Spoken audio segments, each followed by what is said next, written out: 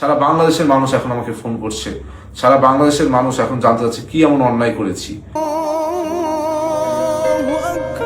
ঢাকা বিশ্ববিদ্যালয়ের ছাত্র রাজনীতিতে ইফতার মাহফিল ও ধর্মীয় অনুষ্ঠান আয়োজন নতুন কিছু নয়। এবার এই আয়োজনই সাংগঠনিক শাস্তির কারণ কিনা তা নিয়ে তৈরি হয়েছে বিতর্ক। কবি জসিমউদ্দিন হল ছাত্রদলের আহ্বায়ক শেখ তানবীর বারী হামিমকে কেন্দ্রীয় ছাত্রদল শোকজ করায় ঢাকা বিশ্ববিদ্যালয় ক্যাম্পাস সহ সোশ্যাল মিডিয়ায় শুরু হয়েছে নানা কানাঘুষা। গত শুক্রবার রাতে ছাত্রদলের কেন্দ্রীয় দপ্তর সম্পাদক মোহাম্মদ জাহাঙ্গীর আলমের স্বাক্ষরিত এক চিঠিতে শোকজ করা হয় কবি জসিমউদ্দিন হল ছাত্রদলের আহ্বায়ক শেখ তানবীর বারী হামিমকে। চিঠিতে বলা হয়, সাংগঠনিক শৃঙ্খলা ভঙ্গের দায়ে কেন তার বিরুদ্ধে স্থায়ী শাস্তিমূলক ব্যবস্থা গ্রহণ করা হবে না তার লিখিত ব্যাখ্যা দিতে হবে ২৪ ঘন্টার মধ্যে। কিন্তু কোন কাজটিকে শৃঙ্খলা ভঙ্গ হিসেবে চিহ্নিত করা হয়েছে তা নিয়ে চিঠিতে কোনো স্পষ্ট ব্যাখ্যা দেওয়া হয়নি।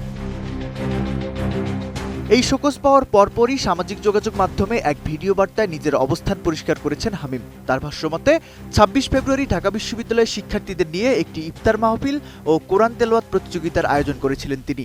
তার এই ইফতার মাহফিল আয়োজন করা নিয়েই শোকজ। হামিম আক্ষেপ করে বলেন, প্রায় ১০০০ শিক্ষার্থীর উপস্থিতিতে এই আয়োজনটি ছিল একান্তই মানবিক ও ধর্মীয় দায়বদ্ধতা থেকে করা। তিনি জানান, শোকজের কারণ জানতে কেন্দ্রীয় দপ্তর সম্পাদকের সাথে যোগাযোগ করলে তিনিও নাকি বিষয়টি নিয়ে অস্পষ্টতায় ছিলেন। নোভা এলইডি টিভি, ঝকঝকে ছবি, নিখুঁত শব্দ, ৫ বছরের ওয়ারেন্টি। নোভা মানি সঠিক মান, নিশ্চিত সেবা। ভিডিও বার্তায় হামিম বলেন, বিগত ডাকসু নির্বাচনে শিক্ষার্থী ও ছাত্রদলের কর্মী হিসেবে তার যে দায়বদ্ধতা ছিল সেখান থেকে তিনি শিক্ষার্থীদের সাথে এই ইফতারের আয়োজন করেছিলেন।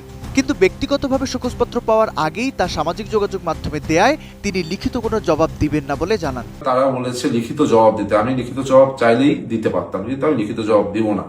আমি দিব না একটি কারণে, সেটি হলো আমাকে ব্যক্তিগতভাবে এখন পর্যন্ত কোনো শোকজপত্র আমাকে কিন্তু পার্সোনালি পাঠানো হয়নি। আমি নিশ্চয়ই এমন কোনো বড় অন্যায় করিনি যে আমাকে পার্সোনালি পাঠানো যাবে না। ডিরেক্ট ফেসবুকে সামাজিক যোগাযোগ মাধ্যমে এই ধরনের একটি শোকজপত্র দিয়ে সারা বাংলাদেশের মানুষ এখন আমাকে ফোন করছে, সারা বাংলাদেশের মানুষ এখন জানতে চাচ্ছে কি এমন অন্যায় করেছি। ঢাকা বিশ্ববিদ্যালয়ের ছাত্রদলের রাজনীতিতে হামিম পরিচিত একজন মুখ। শিক্ষার্থীদের সাথে তার এমন সম্পৃক্ততা এবং বিশাল ইফতার আয়োজনের পর শোকজ পাওয়াটা রাজনৈতিক বিশ্লেষকদের আলোচনা সমালোচনার জন্ম দিয়েছে। ইফতার মাহফিল ও পবিত্র কোরআন তেলাওয়াত কিভাবে সাংগঠনিক শৃঙ্খলা ভঙ্গের কারণ হতে পারে নাকি অন্য কোনো কারণ রয়েছে তা নিয়ে প্রশ্নের জন্ম দিয়েছে। এদিকে হামিম জানিয়েছেন, যদি তার এই কাজ সাংগঠনিক ক্ষতি করে থাকে তবে তিনি ক্ষমাপ্রার্থী। তৌফিকুল ইসলাম আশিক, এটিএন নিউজ।